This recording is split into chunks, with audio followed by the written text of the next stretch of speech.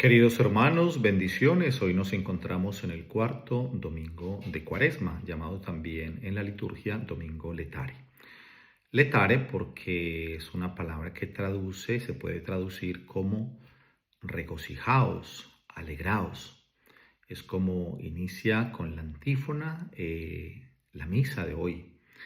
Y además la alegría es porque hoy el Evangelio nos presenta al Padre Misericordioso. Esa parábola tan conocida que es popularmente nombrada como la parábola del Hijo Pródigo, pero sería mejor llamarla la parábola del Padre Misericordioso, porque finalmente el protagonista, el personaje principal no es el Hijo Pródigo, el Hijo Menor. Allí hay tres personajes: el Padre, el hijo menor y el hijo mayor. Y aunque los tres interactúan, digámoslo así, los vamos a encontrar en la parábola, pues es el Padre Misericordioso el eje central de esta parábola. Bueno, queridos hermanos, entonces, para poder entrar en la comprensión de esta parábola, me parece importante que tengamos en cuenta los versículos con los que inicia. Es el capítulo 15 de Lucas. Realmente podríamos ver que esa parábola está acompañada de otras dos parábolas: la parábola de la oveja perdida y la parábola de la moneda, aquella moneda que una mujer pierde y entonces pues barre toda la casa buscándola, y cuando la encuentra se alegra y llama a sus vecinas: alégrense porque he encontrado la moneda que se me había perdido. Y también en esa misma línea va la parábola de la oveja perdida, la alegría al hallarla, al encontrarla. Pero nos vamos a centrar en el evangelio que está narrado a partir del versículo 11 al versículo 32, porque ese es el que nos presenta el evangelio de hoy. Eso quiere decir que los tres primeros versículos de hoy del evangelio son como la presentación, si lo podemos decir así, y que será fundamental para que entendamos todo el contexto de la parábola. Es decir, que leemos del capítulo 15 de Lucas, versículos del 1 al 3, y después damos un salto a leer desde el versículo 11 hasta el versículo 32. Bueno, entonces los primeros tres versículos nos narran lo siguiente: los pecadores y publicanos se acercan a Jesús para escucharlo, y los fariseos y los escribas están allí para murmurar, diciendo entre ellos: este come con pecadores, se junta con pecadores y come con ellos. Bueno, es importante entonces que tengamos esto aquí como telón de fondo para la parábola. Podemos hablar de dos grupos: el grupo de los pecadores, que ya podemos imaginar lo que significaba dentro del pueblo judío, y bueno, y aparte de eso también están los publicanos. Los publicanos eran aquellas personas que, perteneciendo al pueblo judío, cobraban los impuestos para Roma, porque en aquella época toda aquella región estaba bajo el Imperio Romano. Entonces los romanos pues cobraban impuestos, pero utilizaban a personas del pueblo judío para que hicieran ese trabajo. Entonces el publicano cobraba los impuestos para pagarle al imperio, a todas las personas de allí, y aparte pues él también ganaba lo suyo, ¿no? Entonces el publicano era mal visto, era visto como un traidor, como un vendido, como alguien que nos traiciona, que no busca nuestros intereses, sino los intereses del imperio. Bueno, entonces tenemos ese grupo: pecadores y publicanos. Y tenemos el otro, que es el de los fariseos y los escribas, es decir, los maestros de la ley, la gente pues que representaba como la parte mejor de la sociedad y la dimensión religiosa. Entonces podríamos decir que, como entre comillas, los buenos, ¿no? Los fariseos y los escribas. Pero hay una actitud diferente en cada grupo. Los pecadores y publicanos están allí para escuchar a Jesús. Los escribas y los fariseos, que es el otro grupo, están allí para murmurar. Sería interesante que nosotros también nos preguntemos con qué actitud nos acercamos a Jesús. Seguramente que desde el corazón, todos nosotros, los que están escuchando esta palabra, los que han participado de la misa, los que leen la palabra de Dios, pues estamos en una actitud de escucha. No tendría sentido que estuviéramos en una actitud de murmurar de Jesús. Pero aunque no murmuremos de Jesús, sí nos puede pasar que tengamos en la vida actitudes de los fariseos y de los escribas, que podamos estar murmurando, no de Dios directamente, pero sí en el mundo en que vivimos, en nuestra familia, en nuestro trabajo, en el ambiente en que nos movemos, podemos muchas veces estar murmurando. ¿Por qué? Porque estamos criticando al otro, al que según nuestros criterios o creemos nosotros que es un pecador, que bueno, y nosotros podemos de pronto sentirnos que somos buenos, vamos a misa, participamos de la vida sacramental de la iglesia, entonces nosotros somos los buenos. Aquí hay que tener un poco de cuidado en esto. Bueno, entonces, ya con ese telón de fondo vamos a entrar en la parábola. De una vez les comparto que seguramente muchas de las cosas que voy a compartir en esta reflexión, ya algunas personas las habrán leído o escuchado en otro lugar. Sobre todo porque, a ver, pues aquí no estamos para robar los derechos de autor, porque ni mucho menos. Pero pues sí les comparto, además que todo esto pues nos ayuda a todos, y cualquier persona que lo quiera repetir y lo quiera compartir con otras personas también desde sus propias palabras, lo podrá hacer. Entonces, yo cuando estudié teología, que estudié en Bogotá, en la Universidad Javeriana, tuve un profesor al que le tengo mucho cariño, que es un sacerdote eudista, el padre Fidel Oñoro. Este sacerdote nos dio clases de Sagrada Escritura y con él en algún momento estudiamos esta parábola que hoy nos presenta el Evangelio. Y entonces él tiene unas intuiciones bellísimas desde su formación también bíblica, y yo me he apropiado, en el buen sentido de la palabra, también de esa reflexión. Por lo tanto, pues aquí no se trata de decir, pero ¿por qué está diciendo eso si eso ya lo dijo el padre Fidel Oñoro? Aquí no hay competencias porque somos sacerdotes y estamos anunciando la palabra de Dios. Entonces, pues podemos decir exactamente lo mismo. Bueno, entonces, hermanos, les comparto pues lo del hijo pródigo. Ya la parábola la conocemos. Yo le sugeriría, si alguna persona de pronto quisiera tener como más claro todo para entenderlo, pues que pause este video y luego pues y vaya a leer el Evangelio, ¿cierto? Si lo quiere ya como ahondar un poco más, porque cuando vamos a la misa de pronto se nos escapan detalles en el momento en que escuchamos el Evangelio, pueden haber algunos momentos de distracción, bueno, en fin. Entonces, Lucas capítulo 15, versículos del 1 al 3, y luego das un salto y vas a buscar el versículo 11 y empiezas a leer ahí hasta el versículo 32. Bueno, entonces, Jesús les propone la parábola y les dice: un padre tenía 2 hijos. Bueno, pues el menor un día le pidió la herencia. Al pedirle la herencia, esto es una cosa muy delicada. Sabemos que la herencia normalmente la dan los padres a sus hijos, o se reparte la herencia cuando los padres mueren. Habrá algún padre o algunas personas que puedan decir, bueno, pues para evitar conflictos después de que yo me muera, yo voy a repartir en vida ya la herencia a los hijos, pero al fin y al cabo sería la iniciativa de los padres, del padre, de la madre, de repartir la herencia, pero no que el hijo llegue a decir, yo necesito que me dé mi parte ya. ¿Por qué? Porque ir a pedirle la herencia era una cosa, pues como una agresión de alguna manera, porque era decirle al padre, al pedirle la herencia, es como quien dice, tú para mí estás muerto, es decir, dame la herencia y ya, y yo como que no quiero romper contigo la relación. De hecho, pide la herencia, el padre le da lo que le corresponde, la herencia, y él se va, es decir, se aleja de casa, rompe todo vínculo, rompe toda comunicación. Bueno. Aquí un detalle importante es que el padre les repartió la herencia. ¿Qué quiere decir esto? De pronto se nos puede escapar un poco el detalle, pero el hijo menor pidió la herencia y el padre entonces les reparte la herencia a los 2, al hijo menor y al mayor. Lo que pasa es que la parábola no nos dice nada más del hijo mayor que pudo haber hecho con la herencia. Bueno, pero el hijo menor recibe la herencia y ese hijo entonces se va. Siempre me ha llamado la atención el pensar que el padre, desde su experiencia de la vida, la madurez, los años, podría como haber tratado de persuadir a su hijo, de decirle, no hijo, eres impulsivo, eres muy joven, piénsatelo bien, no, no te aconsejo que tomes esa decisión.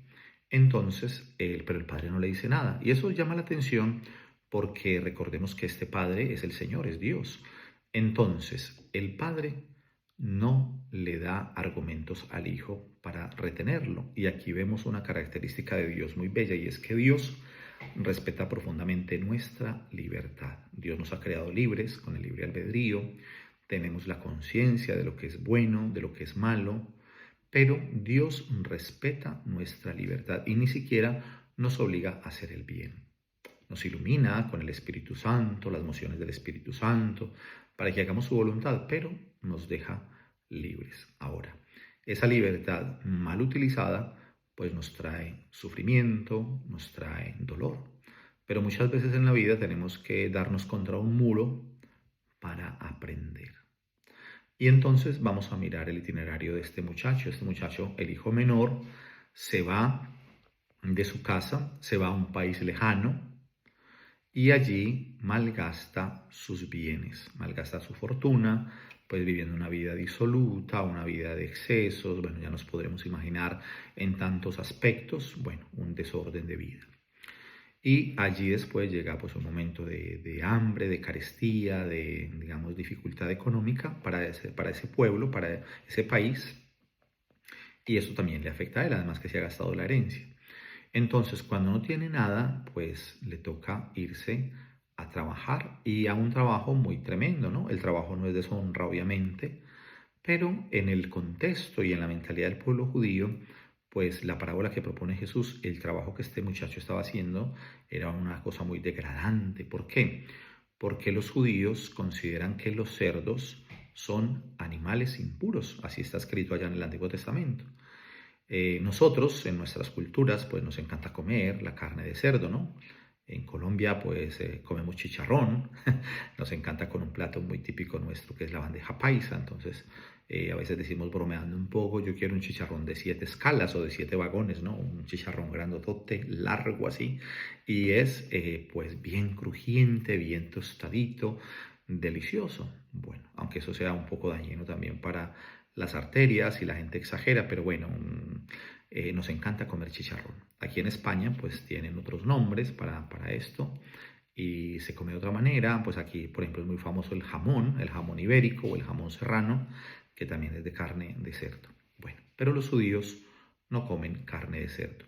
Entonces, el hecho de que este muchacho se haya ido a cuidar cerdos era una cosa muy degradante, era caer pues en lo más bajo, ¿no? Una cosa muy tremenda. Y dice el texto que él, pues como tenía hambre y tenía necesidad, él quería al menos saciarse, ¿no? Comer, tiene hambre, comer las algarrobas, comer la comida que le daban a los cerdos, y nadie se la daba. Es interesante pensar que él, que servía, que estaba en la casa de su padre, con su padre, se va a servir a un extranjero. Él se quiere emancipar de su padre, se quiere emancipar, no quiere la autoridad del padre en casa, todo, y se va con un extranjero que es el que lo manda, ¿no? Miren la incoherencia, ¿no? Las cosas de la vida. Y entonces se va a cuidar cerdos. Hoy día que se habrá tecnificado todo el tema de estos animales para poderlos alimentar de una forma que la carne sea más saludable y todo esto, pues antiguamente pues no se hacía así. Yo al menos pienso, como que recuerdo un poco cómo era en Colombia, yo no sé aquí en España cómo era en el campo, pero pues hoy día se les da alimentos que prácticamente se compran ya procesados y se les alimenta. Pero cuando yo era niño, yo recuerdo mucho que en las fincas e incluso por ahí en algunos barrios de las ciudades, pues la gente que tenía algún cerdo por ahí en algún lugar, pues los engordaban, los criaban, bueno, en fin, con sobras de comida. Entonces, a veces pasaban por allí, yo recuerdo mucho que pasaban por ahí recogiendo las sobras para los cerdos y les daban esa comida que se llama en Manizales, en mi tierra, se le llama aguamasa, en Bogotá le dicen la basa, pero bueno, ¿qué es ese tipo de comida? Pues es comida que son las sobras que quedan en las casas y de pronto quedó el caldo, la sopa o comida que de pronto ya nadie se va a comer, entonces la iban recogiendo en unos recipientes y eso ahí se mezclaba todo, o sea, de varios días y tal. Y eso era comida que ya estaba podrida, o sea, nosotros decimos comida vinagre, comida ya fermentada, comida dañada, que no te la puedes comer porque primero pues es una cosa horrible, no te la podrías comer y además que si te la comes pues te da una indigestión y o sea, hace un daño en el estómago impresionante. Pero los cerdos se comen eso y no les pasa nada porque están habituados. Es que un cerdo hasta así casi le tiras una suela de un zapato se la intenta comer, o sea, tremendo, ¿no? Entonces uno se pone a pensar como la degradación a la que llegó este muchacho. Bueno, después, él estando allí, hace una reflexión. Él como que comienza a recordar la casa de su papá y dice, ¿cuántos jornaleros en la casa de mi padre tienen pan en abundancia y yo aquí me muero de hambre? Bueno, hay una cosa positiva que es la introspección, es la reflexión y eso es importante. Una persona muchas veces puede estar en el fango, puede estar en una situación de postración, de límite, pero para poder salir de ahí, es necesario tomar conciencia. Entonces el muchacho toma conciencia, se da cuenta de cómo está de mal, se mira, no tiene hambre, bueno. Y entonces piensa en cómo están los jornaleros en la casa de su papá. O sea, él es el hijo, pero en la casa de su papá los jornaleros que no son hijos están mucho mejor que él en ese momento porque tienen comida en abundancia. Y entonces el muchacho prepara como su discurso. Aquí hay una cosa interesante, porque aunque podríamos hablar en el hijo pródigo, el camino de conversión, que es el camino de ida y de vuelta. De ida, que él se aleja de su casa, de su padre, y de vuelta, pues que hace el camino de regreso. Sin embargo, allí no podríamos como ver como una conversión y como una cosa más perfecta y como más del corazón que este muchacho hubiese pensado, bueno, pobre mi padre, cómo me habrá echado en falta, cómo habrá pasado los días sin mí, sin saber qué estoy haciendo, cómo estaré, cómo será la tristeza tan grande que le ha producido mi ausencia. No, él no piensa en eso, él piensa solo en sí mismo, o sea que aquí hay un egoísmo también de él, porque él piensa solamente calculando, es decir, él tiene hambre y entonces ¿dónde puedo calmar el hambre? Pues en mi casa, entonces voy a volver a mi casa. Bueno, entonces él prepara el libreto, prepara el discurso. ¿Qué le va a decir a su papá? Padre, he pecado contra el cielo y contra ti. No merezco llamarme hijo tuyo. Trátame como a uno de tus jornaleros. Bueno, tampoco yo me atrevería a hacer un juicio de toda la intencionalidad de este muchacho en su reflexión, porque no somos Dios y nosotros no podemos juzgar el corazón y lo que hay allí en el corazón. Pero más o menos en lo que aparece, en la reflexión que él hace, se ve como una cosa muy calculada, ¿no? Como, sí, va y pide perdón, pero trátame como uno de tus jornaleros, como que piensas en el interés de calmar el hambre. Pero bueno, se puede abonar el hecho de que reconozca que ha pecado. He pecado contra el cielo y contra ti. Bueno, entonces ya no merezco llamarme hijo tuyo. O sea, el muchacho va dispuesto incluso a que el padre como que tome represalias porque es por su comportamiento. Ha malgastado la herencia, pues ahora que vuelve a la casa va sometido a lo que le diga el padre, ¿no? Me gusta mucho pensar en esa expresión que tenemos muy coloquial cuando alguien está temeroso, bueno, dice, está como un perrito con la cola entre las patas, ¿no? Nosotros vemos que cuando un perrito se asusta, la cola la mete dentro de las paticas traseras y entonces está así, ¿no? Entonces es una forma de decir, no sé si aquí en España también lo tienen, esa expresión, pero nosotros decimos que volvió como perro con la cola entre las patas. Pues el hijo está dispuesto a llegar en esa actitud, es decir, a someterse a lo que el padre le diga. Bueno, y se pone en camino, listo, se pone en camino hacia su padre. Una cosa también interesante aquí es que no dice se pone en camino a casa, hacia su casa, sino camino al Padre. Esta cosa es bellísima, ¿no? Muy, muy bella, porque también en la conversión nosotros tenemos que hacer, cuando estamos lejos, ese camino de regreso al Padre, al corazón, a Dios. Bueno, entonces se pone en camino y sucede una cosa bellísima. Cuando todavía está lejos, el Padre lo ve y el Padre se conmueve. Es que quisiera aquí ir directamente al texto. Estando él todavía lejos, lo vio su padre y se conmovió, corrió, se echó a su cuello y le besó efusivamente. Entonces aquí vemos esto tan bello. Cuando dice que lo vio a lo lejos, podemos pensar en lo siguiente. El papá no sabía que el hijo iba a regresar ese día. Entonces imagínense que el hijo hubiera regresado a la casa, hubiera tenido que tocar la puerta, el padre quizás ese día estaba por fuera de la casa, habría ido por ahí a hacer alguna diligencia o estaba dormido, qué sé yo. O de pronto se asomó por la ventana, por la cortina y vio y entonces podría haber pensado, ahí viene este sinvergüenza, pues no le voy a abrir la puerta. Pero no, hay una cosa bellísima. El padre lo vio a lo lejos, cuando todavía él estaba lejos. El padre lo vio y se conmovió.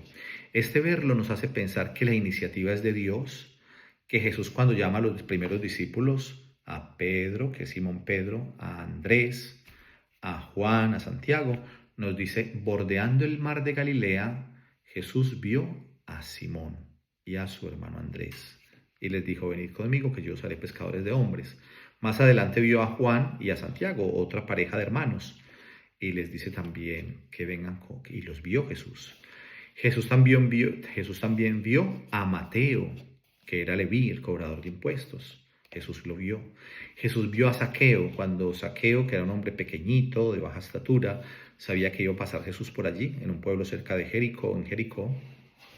Jesús va a pasar por allí, entonces este Zaqueo, que era pequeño de estatura, pues quería ver a Jesús. ¿Y qué pensaría él? No, pues yo bien pequeñito, me tendré que empinar, la gente más alta, más grande, me van a tapar y no me van a dejar ver. Entonces, bueno, se subió a un árbol, ¿no? Dijo, este es el lugar, voy al palco, ¿no? Me voy a subir al árbol y desde allí puedo ver a Jesús. Lo que no contaba este Zaqueo es que cuando Jesús pasó, Jesús levantó la mirada y lo llamó por su nombre. Jesús lo vio y lo llamó y le dijo, Zaqueo, baja, que es preciso que hoy me hospede en tu casa. Bellísimo.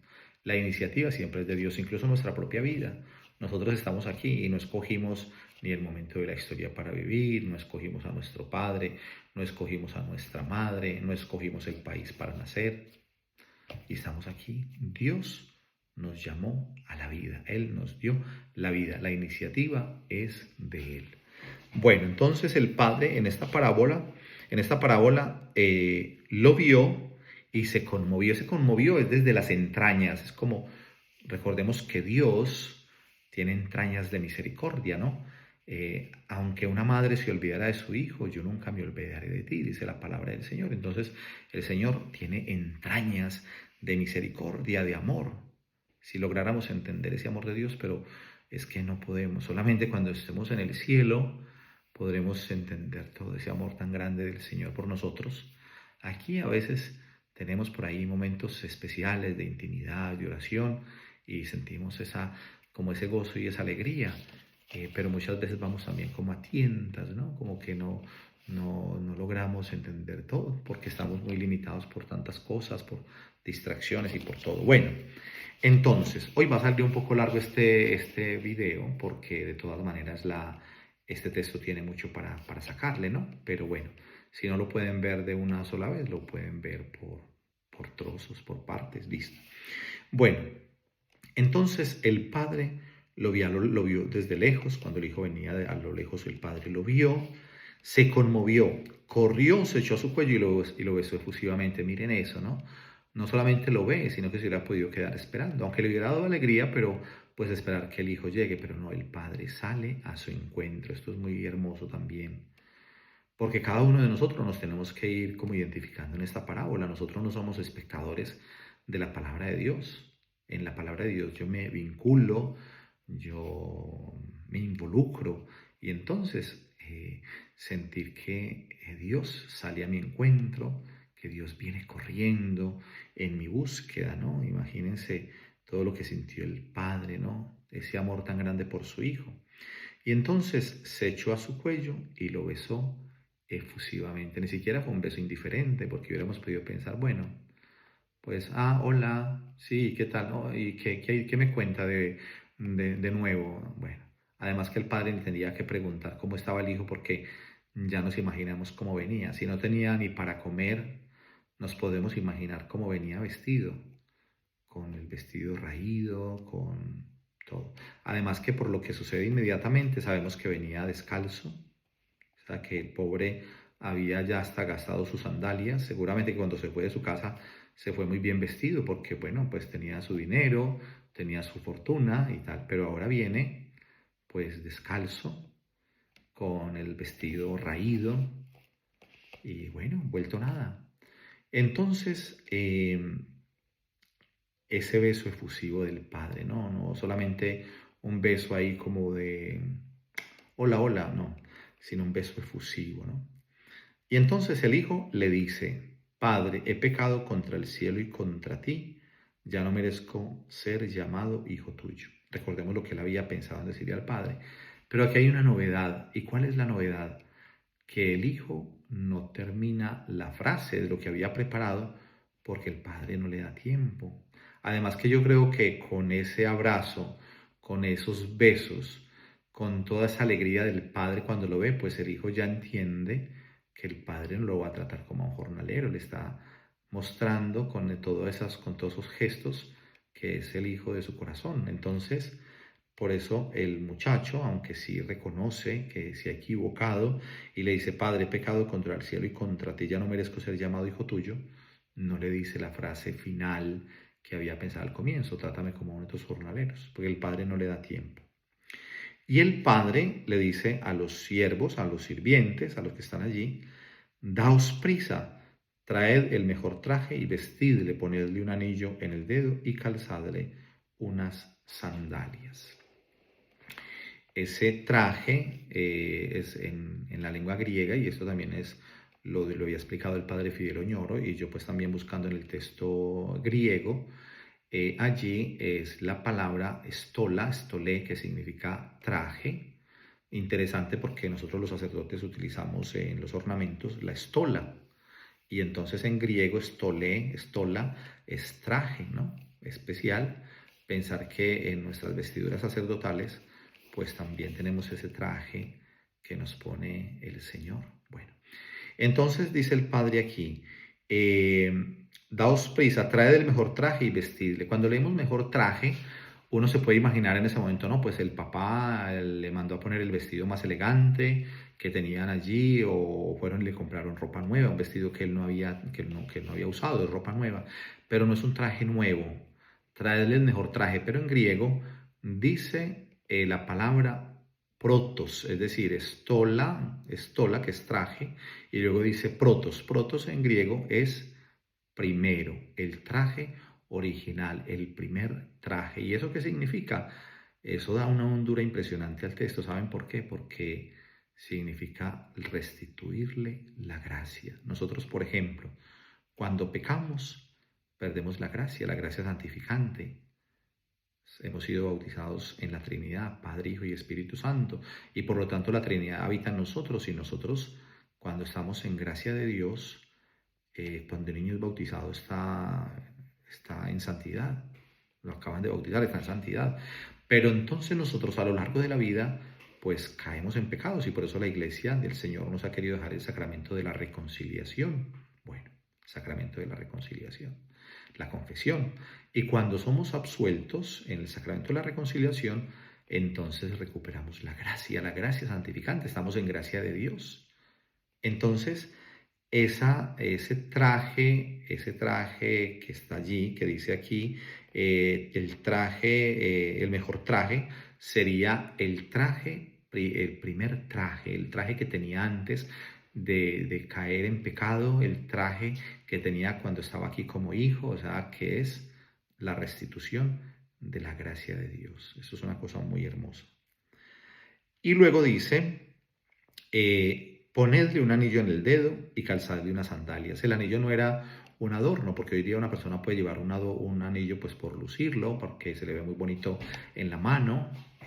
A las mujeres les fascinan los anillos, por ejemplo, pero también hay hombres que pueden llevar anillos. Bueno, pero aquí el anillo tenía otra connotación, y es que el anillo era con lo que se sellaban los documentos antiguos.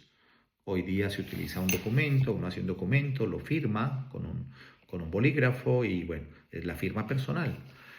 Pero en aquella época era el anillo. El anillo tenía como un sello, y entonces el sello con el anillo se ponían los documentos oficiales. Conclusión, El anillo que el padre hace que le pongan en su dedo es, el, es para que él recupere todos los bienes. O sea, le pone también de alguna manera como a que participe de todos los bienes y de la administración de los bienes que tiene el padre. Y luego las sandalias, ¿no? Antiguamente los esclavos iban descalzos. Por lo tanto, el hijo no puede ir descalzo porque es el hijo. Entonces le ponen sandalias. Bueno, después manda dice, trae del novillo cebado, matadlo y comamos y celebremos una fiesta. ¿Y cuál es el motivo de la fiesta? Pues que este hijo mío había muerto y ha vuelto a la vida, se había perdido y ha sido hallado. Y comenzaron la fiesta.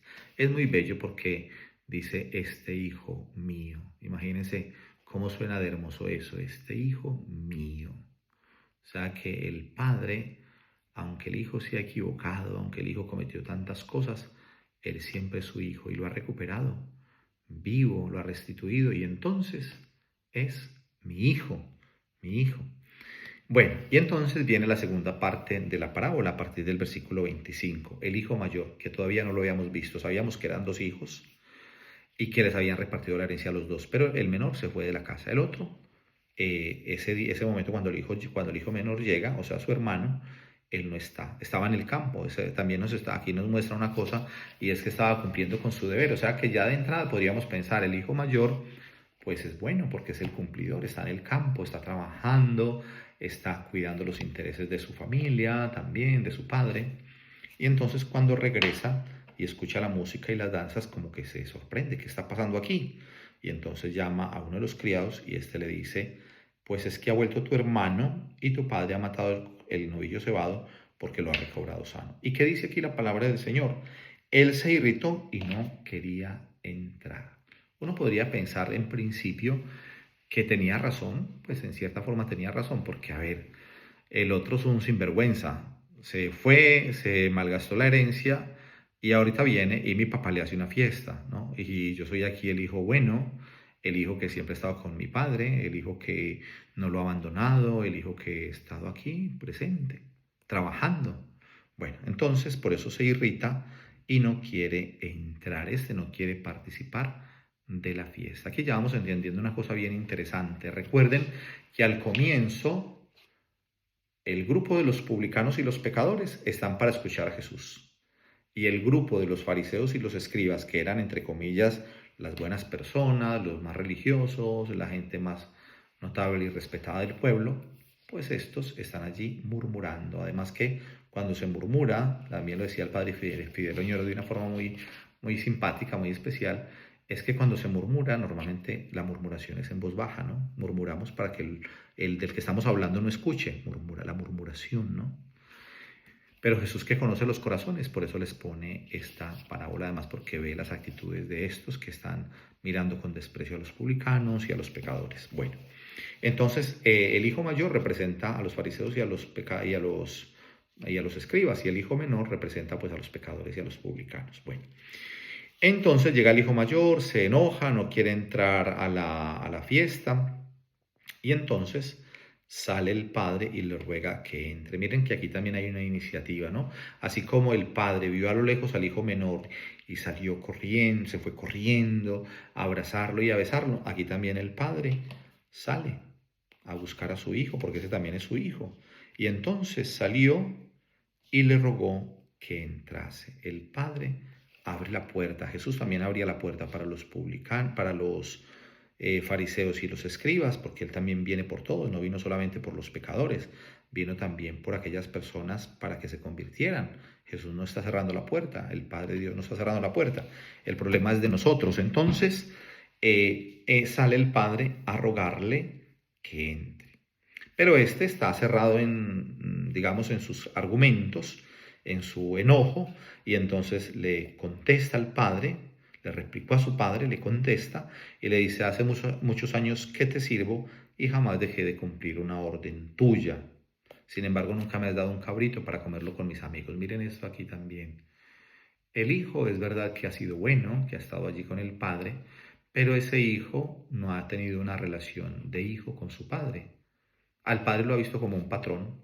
Te sirvo, mira, o sea, hay tantos años que estoy contigo que siempre, y te sirvo, es decir, que el hijo mayor con el padre se sentía que él era un sirviente, pero no porque el padre seguramente le hiciera sentir así, como un sirviente, sino que era el hijo el que tenía esa actitud de pensar que el padre es el patrón. Entonces estaba en casa, pero su corazón no estaba ahí. El hijo menor quiere volver a casa y quiere que el padre lo trate como un sirviente, como a uno de los siervos, porque también de alguna forma, pues él quiere volver a casa porque quiere llenarse el estómago, quiere comer, pero no ha establecido tampoco esa relación. También ve al padre como un patrón, por eso se quería emancipar y se quería ir de casa al comienzo de la parábola, o se quiso ir. Bueno, entonces aquí el hijo mayor como que le reclama, ¿no? Al padre, le dice, pero yo siempre he estado aquí, tú nunca me has dado un cabrito para comerlo con mis amigos. En cambio, este hijo tuyo que ha malgastado la herencia, que ha estado con prostitutas, bueno, que ha gastado, devorado toda la hacienda, toda la fortuna, tú le has matado el novillo cebado, ¿no? El novillo más gordo. Pero miren la respuesta del padre. Bueno, aquí una cosa importante. El hermano mayor ni siquiera quiere reconocer al hermano menor como su hermano, porque le dice al padre, y ahora ha venido ese hijo tuyo. No le está diciendo, ahora ha venido mi hermano. No, no, no. Él rompe también y está tan enojado que él ni siquiera reconoce a su hermano y dice, a ese hijo tuyo que ha devorado tu hacienda con prostitutas. Pero miren la respuesta del padre. El padre le recuerda al hijo mayor que ese es su hermano y le dice, hijo, y lo llama hijo, ¿no? Mire que eso es una cosa bellísima. El padre había dicho más arriba en la parábola, porque a este hijo mío había muerto y ha vuelto a la vida, este hijo mío. Y luego al hijo mayor, aunque está muy rebelde, contestando, y bueno, y con toda esta actitud que tiene el hijo mayor, sin embargo, el padre le dice, hijo, tú siempre estás conmigo y todo lo mío es tuyo. Por lo tanto, el tema del cabrito fue una pataleta del hijo porque siempre vio al papá como el patrón y como un siervo. Si hubiese sentido hijo, hubiese tenido con la tranquilidad y el derecho de decir, papá, voy a hacer una fiesta con mis amigos, porque pues lo que tiene el padre es del hijo, ¿no? Pero este no lo entendía de esta forma. Y entonces, pero convenía celebrar una fiesta y alegrarse porque este hermano tuyo, miren aquí interesante, ¿no? El hijo enojado dice, ese hijo tuyo, y el padre le está diciendo a él, que también es su hijo, al hijo mayor, le dice, hijo, tú siempre estás conmigo y todo lo mío es tuyo. Pero convenía celebrar una fiesta y alegrarse porque este hermano tuyo, está recordando que es su hermano, hermano tuyo, había muerto y ha vuelto a la vida, se había perdido y ha sido hallado.